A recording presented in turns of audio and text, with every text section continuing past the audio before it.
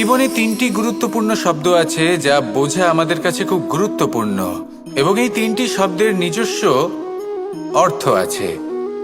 প্রথম হলো সঙ্গবদ্ধতা, অর্থাৎ একসাথে মিলে কাজ করতে হবে, একসাথে মিলে পরিশ্রম করতে হবে, সামনে এগোতে হবে। এরকম করতে পারলে আপনার শক্তি বৃদ্ধি পাবে, আপনার ক্ষমতা বৃদ্ধি পাবে, আপনি এগোতে পারবেন এবং অনেক দূরে যেতে পারবেন। দ্বিতীয় হলো আত্মবিশ্বাস। হেরে যাওয়া বস্তুও আবার জিতে নিতে পারবেন। যদি আপনার নিজের আত্মবিশ্বাস থাকে তাহলে আপনি কখনো পরাজিত হবেন না। এবং তৃতীয় হলো অহংকার। জয়লাভ করার পরেও কিন্তু এটা আপনাকে পরাজিত করতে পারে। সেই জন্য জীবনে সঙ্গবদ্ধ হন, আত্মবিশ্বাস রাখুন, কিন্তু কখনোই অহংকার করবেন না।